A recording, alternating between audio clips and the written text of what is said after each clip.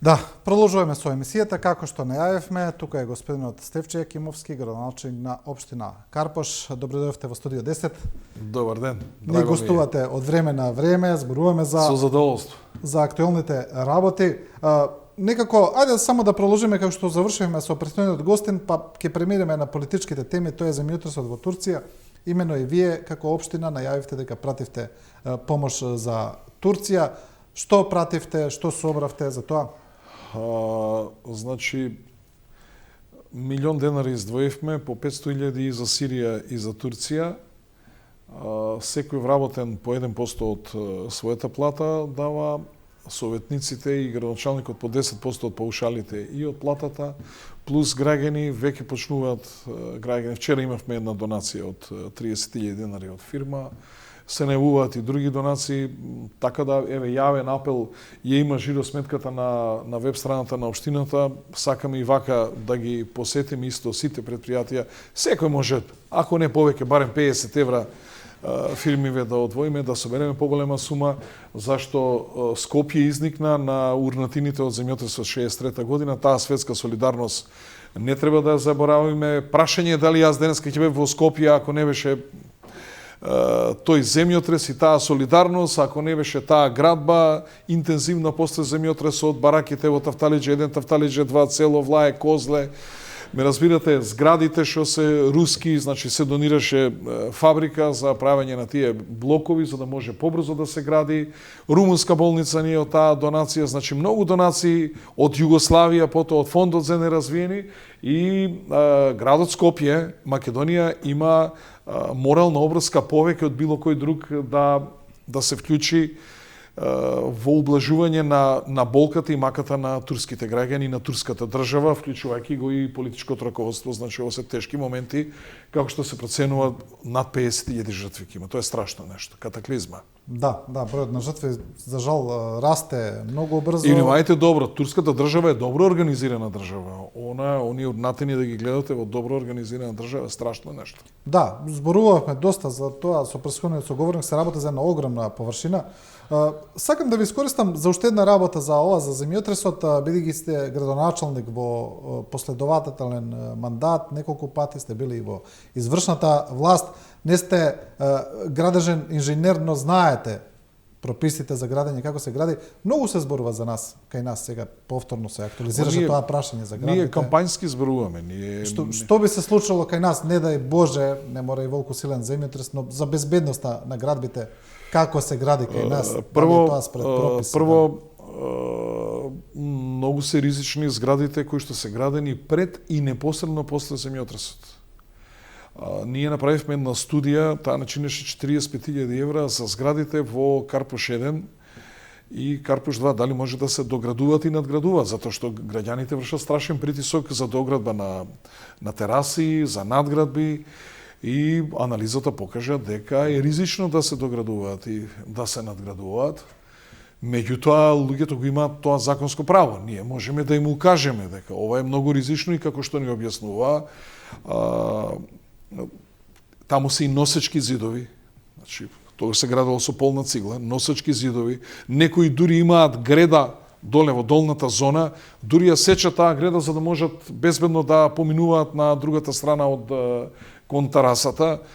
Отвараат зидови, значи тоа уште повеќе ја ослабуваат конструкцијата на стариот објект и како што ми кажува дека во случај на посилен земјотрес новите столбови што се излечени и тоа што е стариот објект сосема различно работат ради различното фундирање и може да дојде удар едно со друго, само ќе клекне стариот објект. Тоа е исклучително ризично, но ние не сме општество што одиме пред проблемите, туку одиме зад проблемите. По мене, сите стари згради, изградени непосредно после земјотресот, значи некаде до 72 75 година, ние треба со помош на владата ПУИК да се вклучи и дел по дел сето тоа треба да се руши, да се градат нови згради, по нови стандарди. Ние, ако земеме да го анализираме марката на бетон, ние анализиравме на еден објект која марка на бетон има 0,9. Не е ни единица или 10, како што викаат. А сега ние градиме со марка бетон 4. Може да мислите како е тоа. И сега, да земеме, значи, што треба да направиме како држава, како влада, да се искористи ГИМ, да се искористат други приватни фирми кои што тоа го работат, да се искористи Институтот за земјотресно инженерство, сите такви згради непосредно после земјотресот да се изведат узорци, да се тоа анализира, све што е ризично, ние треба постепено, значи тие граѓани да ги преселиме во други објекти, ако си имал 50, дојдеш 70 квадрата, ако си имал 40, дојдеш, не знам, 50, 60, да се преселат во други објекти и полека тие објекти да се рушат, да се градат по нови асеизмички стандарди, со нови посовремени материјали, со еколошки материјали, со енергетски поефикасни, со паркирање под објекти, значи автоматски добиваме повеќе за него и нормално да се оди во висина, не да се оди во ширина. Значи ние тоа треба еден континуитет да се направиме од некои 10 до 20 години, све што е градено пред 1970 година треба да ради безбедносни причини да се очисти. Да. Добро. И мислам, ние проектите што ги даваат на сите згради на приземје плюс 2 ката плюс поткровље, согласност дава ИЗИС. ИЗИС ке даде согласност, ама како се изведува на лице место, колку се надзорите, бидејќи надзорите се приватни, тој што гради, тој ги плаќа, прашање е тоа колку се прави и така и колку надзорот е присутен на секоја плоча кога се става, колку надзорот е присутен да ги провери сите столбови кои што се прават и така натаму. Дали врзувањето меѓу столбовите, меѓу гредите е така како што треба, мислам дека тука треба да направиме чекор понапред. Надлежна државна институција на секоја стамбена зграда треба да излезе на лице место, да фотографира, да слика, да сними, да оди тоа во архива, во случај не да Боже да се случи нешто, да се знае кај е одговорноста. Сега како ќе утврдите одговорноста? Гледате, Турција веќе 27 луѓе или колку има уапсено. Да. Што тоа значи? 20 згради паднале, една стои. Тоа значи дека таа е направена по пропис. Да, кај нас... Мада ова е страшно голем земјотрес. Кај нас беше и Михаил Гаревски претходната недела, и Горан Марковски од Градежниот факултет. Зборувавме за сите овие работи. Заклучокот е дека ние имаме закони, имаме прописи и доколку се почитуваат е окей. Но како и што вие велите, проблем е во надзорот. Ние во ИЗИС, например, носат градежниците дел од тоа, од планот, проектот, каков бетон ставаат и така натаму, но они носат, а никој не проверува на терен. Што се случува? Добро, должни се тие од секоја како ја викаат шаржа на бетон што се носи, да земат узорци, да се провери тој бетон која марка е. Јас колку што знам со марка бетон 4 се гради или 40 како ја викаат. Сето тоа се контролира, но мислам дека на секоја плоча и столбовите треба надлежна државна институција да излезе, тоа да го сними, да го провери со проектите како е, да го провери на плочите врзувањето на гредите, значи тоа е многу битно. Да до инспектор едноставно да провери. Вие гледате што се случува, најмногу паѓаат ниски згради, од 2-3 ката. Најмногу, а ние инсистираме цело време на градење на ниски згради, а гледате дека најмногу паѓаат ниски згради. Добро, веројатно не се градени по пропис, претпоставувам. Не, и како што велат стручњаците, таа резонанца на удар, големите згради функционираат како систем на топола. Вие сте видели топола искорната? Се клати. Значи се клати, големите згради помалку шанса има да паднат од малите згради, ако се направени како што треба. И затоа треба многу сериозно ова прашање да му се пристапи од владин аспект, па се надоле, и треба да бидеме многу ригорозни. Гледате дека овде што ќе правите на ваква трагедија? Да. Не дај Боже на никого се разбира. Ајде да преминеме малку на нашата политика. Забавна е секогаш, ми се чини. Би требало да е корисна за граѓаните, но за жал е и забавна. Сега имаме повторно реконструкција на некој начин на влада, менување на владините партнери, излегува алтернатива, влегува алијанса. Она што е математички што се покажува таа операција е дека алијанса влегува со 8 пратеници, алтернатива излегува со 3, а од прилика се добиваат исти број на министерски и на директорски места. И сега зборуваме прво математички, чисто онака како тој еден политички суров аспект, да речеме, дека некој велат дека ова е и добра операција на Ковачевски. Добива 8 пратеници, изфрлува 3, на некој начин изфрлува, нели, а им дава изброј на места. Како вие гледате на тоа? Прво, притисокот од опозицијата врз владата, ако може да се урне владата, нападите што ги имаше од огнените момчиња, како дел од ДУИ, кој што може секој момент да загрози стабилноста на владата, придонесува владата да мора како некој систем, како организмот, тој мора да создаде антитела за одбрана. Значи владата смисли начин за одбрана од евентуално пат на владата или реконструкција на одредени министри со тоа што внесе нов коалиционен партнер со многу повеќе претеници во Павле Трајанов излезе, со тоа практично го стабилизира владиното мнозинство. Од тој аспект за нив тоа е од функционален аспект на владата тоа е веројатно добро. Дали е добро за јавноста, дали е добро за државата, тоа е имаме различни мислења и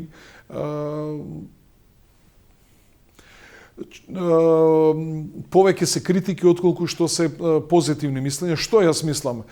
Секоја нова свежа крв во владата, ако придонесе за подобно функционирање на владата, зголемување на ефикасноста, намалување на корупцијата, забрзување на процедурите, подобра услуга за граѓаните, нови идеи ако се внесат, нови проекти, сето тоа е добро. А ако биде системот сими се мурто да се качи курто, тешко на народот. А вие што мислите, што ќе биде? Јас сепак мислам дека е второво. Според искуството. Според искуството сепак мислам дека е второто. Да, па и Алијанс е на некој начин е старо нов партнер. Тие беа во владата, па излегоа, сега повторно се враќаат.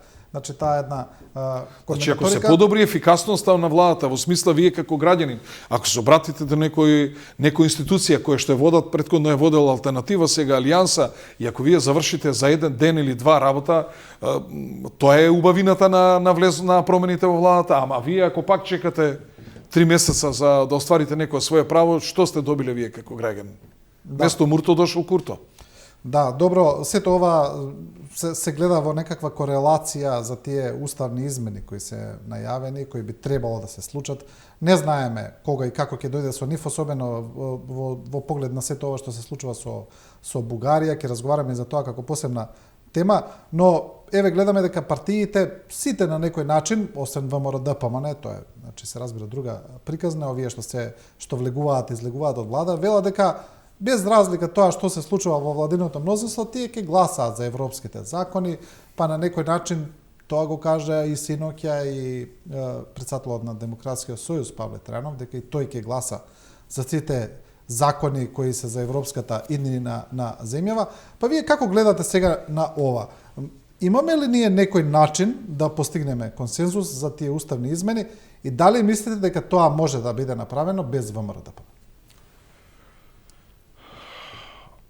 Кога јас би го советувал премиерот Ковачевски, буквално би му сугерирал по она српска изрека "Окани се чорава посла". Бугарите ќе бидат гробница за СДСМ. Значи толку негативна Зборувате енергија за уставните измени за уставните измени, толку негативна енергија создаваат контра СДСМ, не знам како не се свесни за таа работа. Сосема е различна состојбата со промена на името во однос на грчкиот решавање на грчкиот спор, во однос на ова со бугарите.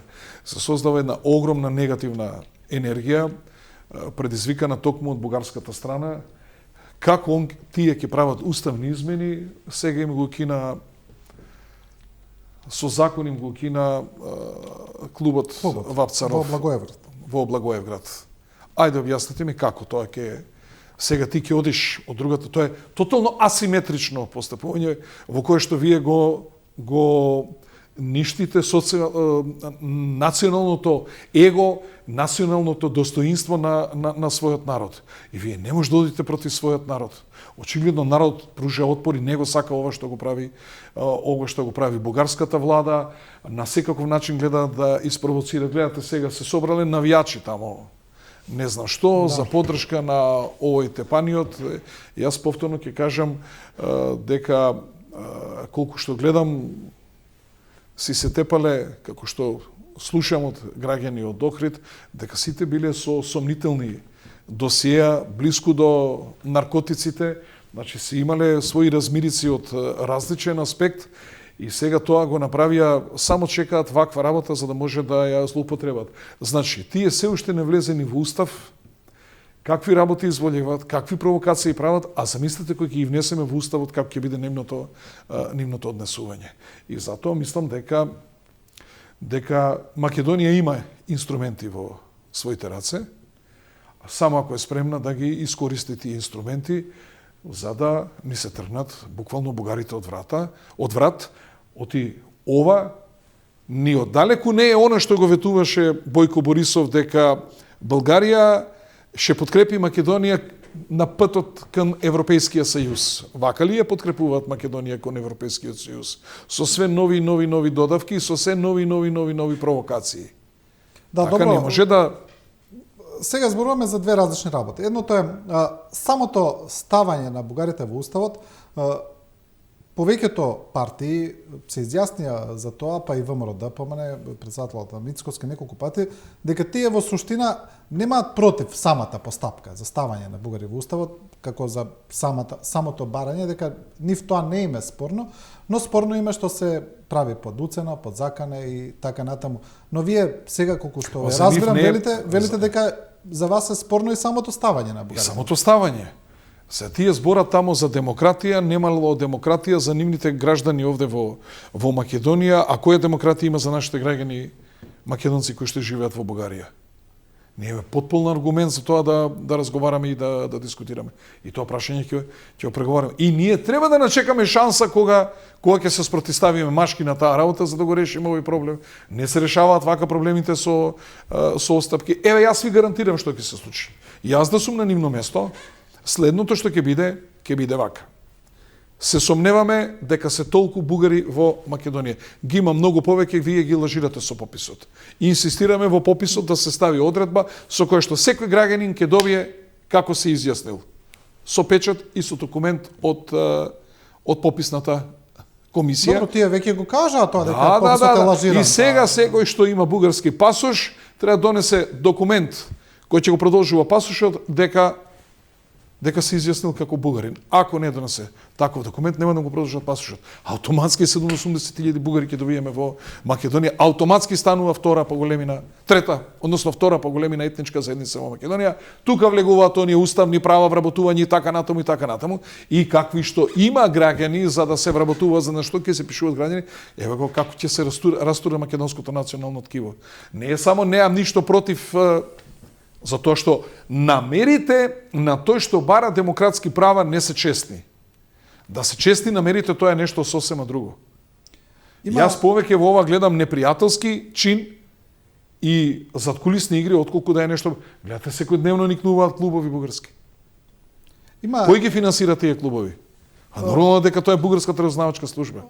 Се правиме будали? Ќе зборуваме за ова како посебно прашање, само уште ова сакам да ве прашам една работа, кога зборуваме за македонците во околните земји, има критика дека ова што вие сега го велите дека е популизам, затоа што уште со времената спогодба која е направена 94-та, мисля, че не беше така, со промената на првото знаме, сонцето од Вергина и со тогашните уставни измени кои се направени, каде што од преамбулата е изваден делот дека Македонија се грижи за своите граѓани кои живеат во околните земји и дека во времената спогодба е изричето кажано дека Македонија нема да се меша во внатрешните работи на околните земји, дека уште тогаш на некој начин земјава се откажала од институционална поддршка на македонците во другите земји и дека сега веќе нема што да бара и да прашува. Јас не можам да се сложам. И бидејќи сте многу одамна во политиката. Ја не можам да се сложам со вас. Едно е да работиш со разузнавачките служби. Ме разбирате? Да го потикнуваш народот на бунтови, да го потикнуваш, не знам, на политички права, да го потикнуваш на уставни измени, на промена на уставно уредување, рушење на уставен поредок на една држава, тоа е нешто сосема, тоа е мешање во внатрешни работи на друга држава. А да поддржуваш права на своји граѓани, што е проблемот ако Македонија, да речеме, финансира, не знам, културно-метичко друштво, кој што ги негува традициите, фолклорот, играта, етнос, македонскиот развој на македонскиот етнос. Проблемот не е проблем во суштина, но проблем е што земјата... Или што е проблем ако ние со грчката држава се договориме, место ние тоа да го финансираме, тие да го финансираат тоа, за возврат ние овде, што има грчки граѓани, исто така нивни здруженија во таа насока да поддржуваме. Што е проблемот? Албанската држава да ги поддржува нашите таму, а ние овде да поддржуваме нивни албански клуби. Дури не мора да ги префрламе парите тука, тоа се може на реципроцитет. Ви кажав што би можело да биде проблем? Проблем би можело да биде што сме потпишале дека нема да го правиме тоа. Повторно ќе се вратам на времената спогодба. А тие што во нивните устави имаат дека ќе се мешат во внатрешните работи на соседите, па сите истото го имаме.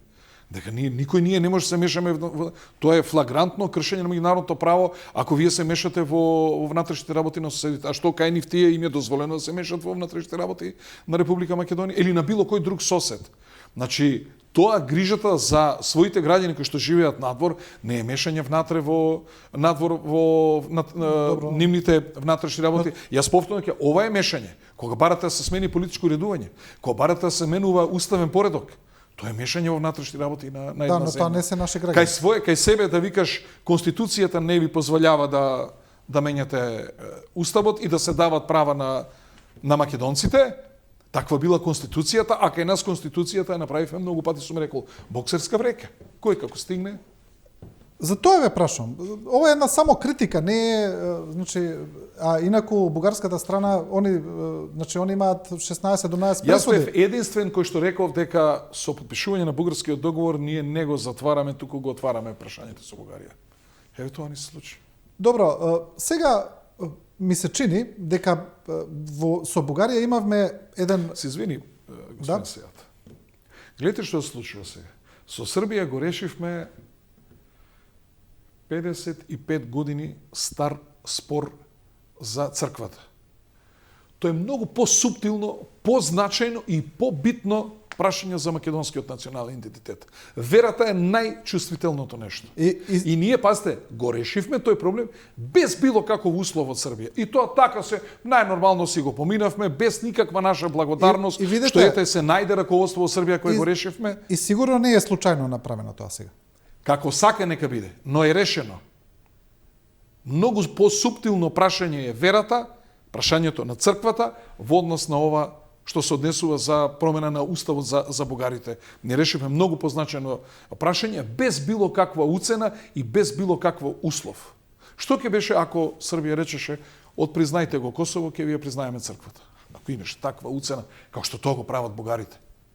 Добро, сега... Нормално дека они си гледат нивните интереси. И сакам само да направам една паралела.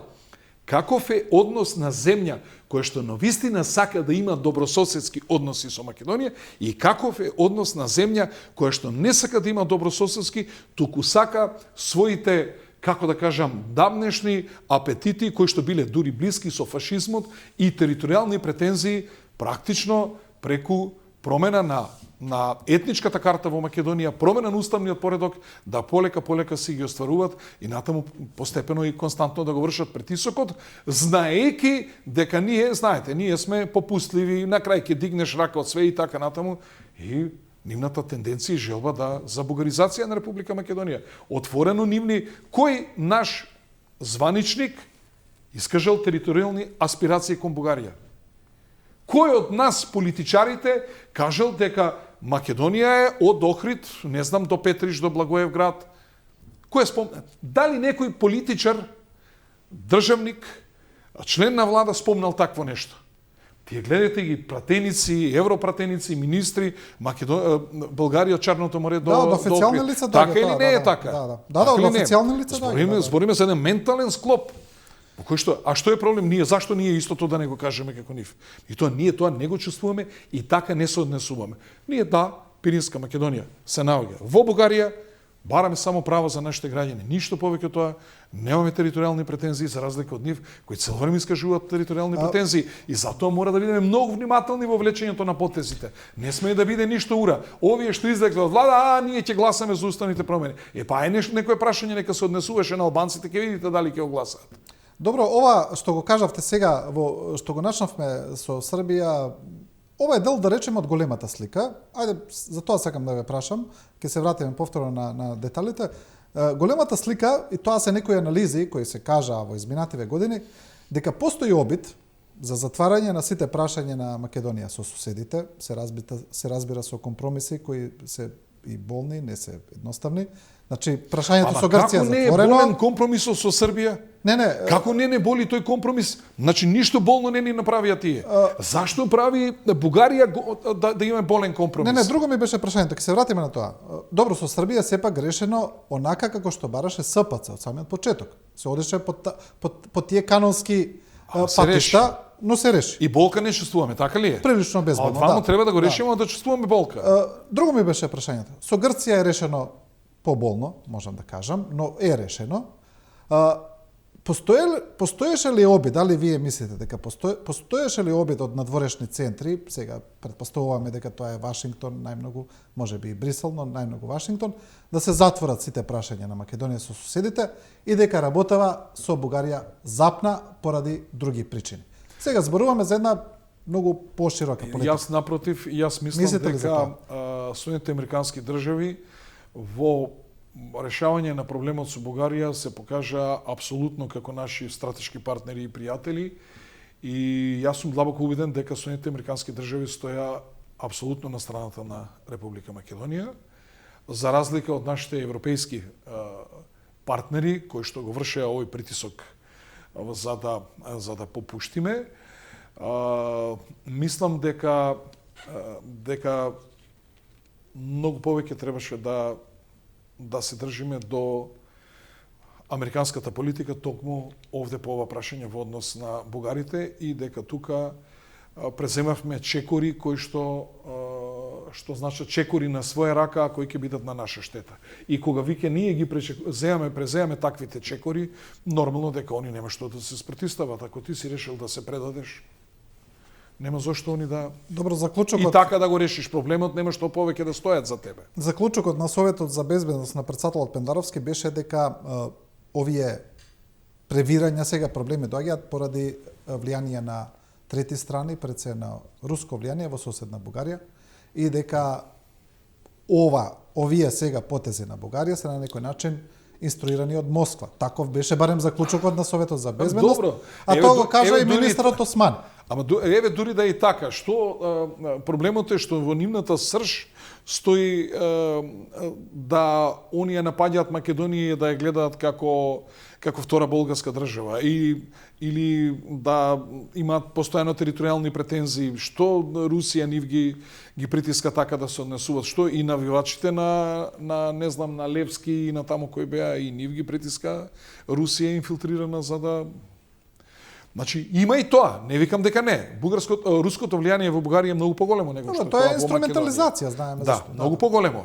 И затоа претпоставам дека Соединетите американски држави се внимателни кон Бугарија, бидејќи проруското ориентација и проруското чувство во Бугарија е многу поголемо во однос на Македонија. Добро, има таму и други работи. Владата на Кирил Петков одигра една многу конструктивна улога со Соединетите американски држави во однос на Украина. Краткото владење на Петков, тогаш тој дадоа огромни количини на муниција на Украина, го прекина рускиот газ и така натаму.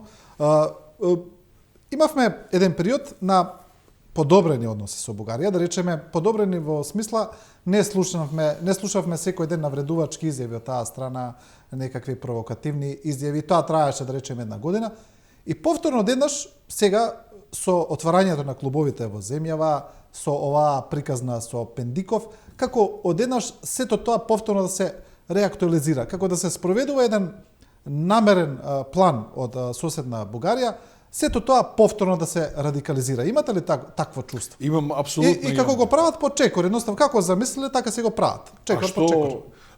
Тие што се изјаснуваат како бугари во оваа држава што се заштитени мечки, дај да ги прогласиме дека се како мечки до жртвани на заштитени. Што сакаат може да прават во оваа држава. Ако сакаш да се степаш со него, прво треба да прашаш да не си бугарин. И ќе добија стан во Софија. Ако е бугарин, тоа треба да бегаш од него, затоа што ќе има. Мислам, тоа се смешни работи. Јас и минатиот пат го кажав примерот. Се сеќавате ли на оној пример во Охрид кога тоа момчето прво се степа во кафичот, го истепа газдата, па ги истепа неговите другари, па дојде уште и на крај му се собра 20 луѓе и го убија како куче пред поштата во Охрид. Знаете колку добија убиците? 4,5 години. Српската влада дојде со хеликоптер да го зема ковчегот, да го носи и да прават циркузи како што правеа они. Да. Ќе кажеме дека затоа што бил Србин губиле, затоа што биле, како да ви кажам, крвожедни тие, да не ги наречам со погредни зборови. Толку ли се тепа некој? До смрт. И видите сега... Значи, нити сум србоман, нити сум, како да кажам, да имам бугарофобија во мене, напротив, само правам паралела во односите како еден сосед се однесува кон нас, како друг сосед се однесува кон нас. Како ние сме се однесувале кон тој сосед. Се сеќавате кога Дачич ја даде изјавата, сад ми е жал што смо признали Македонија, кога гласавме во УНЕСКО за прием на Косово. Сеќавате? Да. Дали го признавме Косово? Го признавме. Дали демаркиравме граница? Демаркиравме.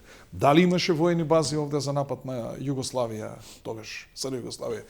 Имаше. Значи, ако треба да се става калемот за тоа кој како се однесува во изминатиот период, веројатно имаме минуси. Меѓутоа гледаме сосед кој што сака да ги нормализира односите и сака да има пријателска земја до себе и да има така се однесува. И ние исто така треба да се однесуваме кон себе. Истото треба и Бугарија. Ние не можеме да почувствуваме топли односи, братски односи како што тие викаат.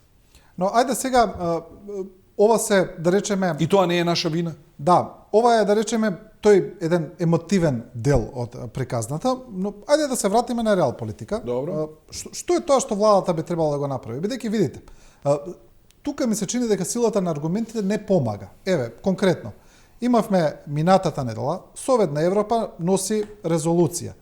Ги одбива сите бугарски амандмани во кои тие велат дека бугарите во Македонија се загрозени, дискриминирани така натаму. Ги прифаќа аргументите на македонското министерство за надворешни работи дека тоа не е така и носи резолуција Советот на Европа, видите, дека не постои дискриминација на бугарите во Македонија. Тоа се случува минатата недела. Утре дента излегува Радев, вели потребен е мониторинг на Европската унија за правата на бугарите во Македонија. Значи, нив аргументите не ги интересираат. Они имаат, ги спомнавте, 16-17 пресуди на Судот за човекови права во Страсбур за правата на македонците во Бугарија. Но едноставно што сакате да кажете. Го игнорираат тоа. Кога јас би бил председател, и како вие ќе се спротиставите на тоа? Кога јас би бил председател, јас би му рекол не треба веќе да му се прави како се вика на Перис, да се правиме фини. Треба да кажеме, господин Радев, ти си ги реши проблемите на твоите граѓани во Бугарија, па ќе ги решаваш на овие во Македонија. По цел народ ти избега за Брисел. Сега ти ли ќе ни кажеш како треба? Не знам зошто толку веќе им ќутиме, зошто толку треба да секојдневно тој не знае друга тема да каже освен Македонија. Што е мојот предлог? Хајде тоа прашање да го ставиме на спореден колосек. Ајде ние си ги решаваме проблемите. Ајде на овие што се со ретки болести барат 20 милиона евра да имат кај да ги најме тие 20 милиона евра. Ајде да видиме што правиме со здравството. Ајде да видиме дали ова се доволно пари за здравството. Ајде да видиме што правиме во социјалната. Ајде да видиме нема више кој децата не ги чува. Ајде да видиме што ни се случува. Еден студент се запишал на пример на математички факултет, осек математика и физика. Кој ќе ни ги учи децата математика? Дајте да видиме како функционираат судови, како функционира обвинителство, како функционира правна држава. Дајте да си ги решиме тие проблеми што треба да си ги решиме. Дајде да видиме што правиме со стандардот на граѓаните. Дајде да видиме за многу побитни работи. Дајде да видиме дали можеме некоја фабрика да отвориме.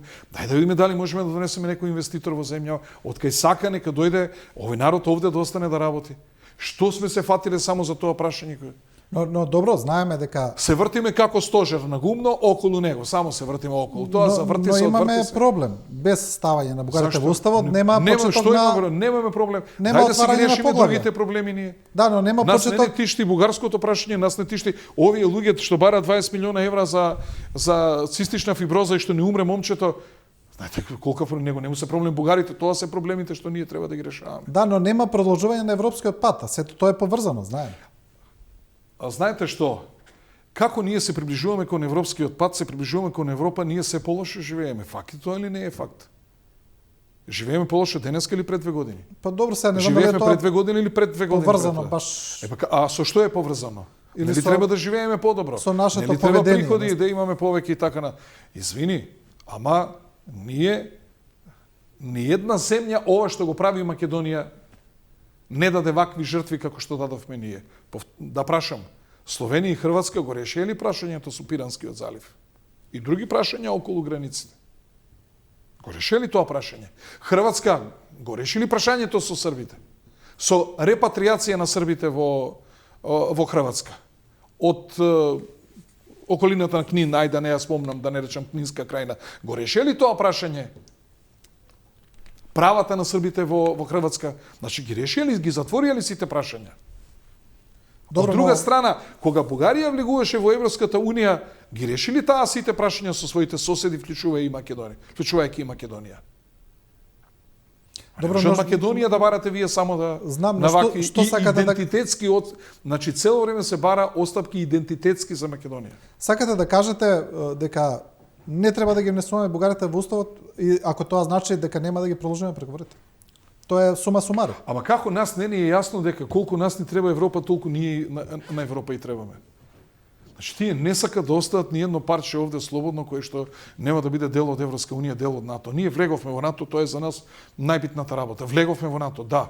А ова, значи ние има алтернативи. Ако имаш водство кое што не ти дава никаква алтернатива, какво водство е тоа? И ние го правиме најлошото. Цело време им викаме, ние немаме друга алтернатива освен Европа. И затоа тие нас не притискаат, ни даваат договори вакви такви. Ако ние останеме црсти во своите ставови, не може да не притискаат, ќе мора да се префрлат кон другата страна. И да ми кажете, чекайте, имате абсурд. Вие на ова малцинство никакви права не му давате, од друга страна барате права за вашето малцинство кое што не знам 3000 луѓе се во Македонија. Да, добро, за крајот уште едно политичко прашање на крај. Каде сте вие сега, господин Стефче, политички? Сега збориме во поглед на соработката со другите партии, бидејќи знаеме дека со ВМРО ДПМН не сте во добри односи, барем според оние изјави. Не, со Мицковски не сум. Или со Мицковски, нека биде така. Вашиот поранешен пратеник во собранието кажа дека ќе делува како независен или уште е од Гром, не знам, не сватив баш која е позицијата, но секако делува. Не сте слушнали од него така. Секако делува заедно. Дека действува како независен. Нема таква изјава. Добро, но сепак гледаме дека делува координирано со ВМРО ДПМН, Љупчо Пренџов, и некои анализи велат, барем такви прочитав, дека вие гледаат кај вас некакво зближување со СДСМ. Дали е тоа точно? И која е вашата сега релација со тие субјекти? Тоа е класична злоупотреба на мојата функција како градоначелник. И јас како градоначелник сум одговорен за функционирање на локалната самоуправа како сервис на сите граѓани во општината, без разлика од која етничка и која политичка припадност имаат. Второ, владата е предводи Социјалдемократскиот сојуз и каков би бил јас градоначелник кој што нема никаков партнерски однос со владата на Република Македонија. Односно, ние сме упатени кон решавање на проблеми во Министерство за финанси. Упатени урбанизмот ни е упатен кон решавање на проблеми кај министерот за транспорт и врски. Образованието кај министерот за образование. Детската заштита кај министерот за труд и социјална политика. Ако ние имаме лоши односи со власта, што граѓаните на Карпош ќе имаат ќар ако јас сум во кавга со владата? Напротив, оваа кохабитација што јас ја правам, покажува еден добар пример дека ние од различни политичка ориентација, дури како опозиционер на владата, можеме да соработуваме во еден коректен однос. Но таа коректност била прво моја, затоа што никакви репресии, никој не доживеал во општина Карпош и покрај тоа што тие се однесува некоректно кога не бев градоначелник, решив, мислам дека е добро да направиме мирен трансфер на власта, никој да не биде прогонуван, си има институции, нек си работат тоа што мислат да работат. Неодамна дојдоа од истражните органи некој предмет за 2018 за кој што ја поима немам, кој бил колегата, се испостави дека тоа не е така и така. Значи, јас прогон некому да правам немам намера и она што е најбитно, соработувам добро и со СДСМ, подеднакво и со ВМРО, и со овие што се од левица, со независните, значи пружив рака на сите, да можем да функционираме. Не менувам директори, кому како истекува мандат, после ќе размислуваме. Значи, ајде да видиме дали можеме да функционираме нормално како луѓе, без потрес на администрацијата што е внатре и реално граѓаните ми избрале, владата мора да респектира дека граѓаните ми избрале јас да бидам градоначелник, а не нивниот кандидат што го дале. Од друга страна, и јас апсолутно гледам респект од страна на Социјалдемократскиот сојуз и на ДУИ и на сите владини коалициони партнери, за тоа кога општина Карпуш ќе се обрати за било каква помош или има било каков проблем, или па тие кои ќе се обратат кај нас за соработка, и не знам зашто тоа би требало да се третира како моје зближување со Социјалдемократскиот сојуз. Еве, доколку има избори парламентарни, со кого би биле поблиску во коалиција? Гром има намера да одиме сами на избори.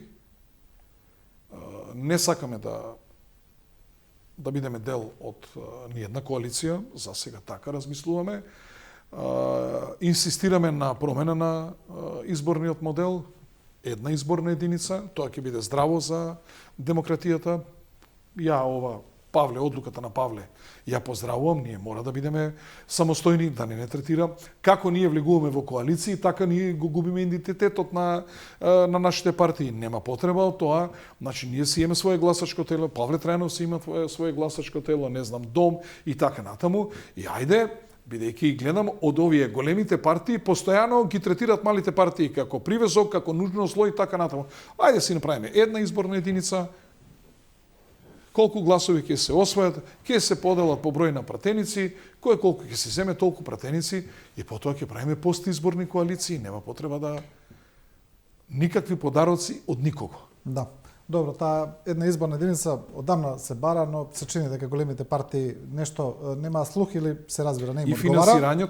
И финансирањето, они 97% од парите ги земаат они, за изборната кампања 3% останува за сите други, што ќе направиме ние со 3? Дали знаете дека минатите избори, кога бев кандидат за градоначалник, еден единствен денар од државните пари не добив. Еден единствен денар. Изгора на тоа немаш право сопствени средства да искористиш за реклами. Какви се тие закони? Да. Се им е малку. А и што им е малку? Во ред. Ама еве што не ја направила државата подобра. Јас општина Карпуш сум ја направил подобра. И во инфраструктура, и во изглед, и во функционален аспект.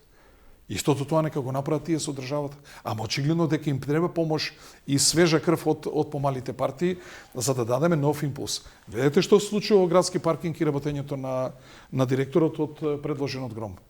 Дали предпријатието има долгови, дали враќа долгови, дали подобро функционира, дали има поголема наплата, дали се намалени кражбите, дали се избркани криминалците и така натаму. Значи ние можеме да дадеме други примери, ако сакаме. Ама оваа држава е вака, затоа што цело време тие ја водат. Ние може да учествуваме, ама нашето учество е маргинално. Добро, господин Јакимовски, ви благодарам за ова интервју. Молам. Стефче Јакимовски, градоначалник на Карпуш, претседател на Гром. Со ова го завршуваме денешното студио 10. Почитувани, ви благодариме на вниманието и довербата. Останете со нашата програма, набрзо ќе ги видите најновите вести.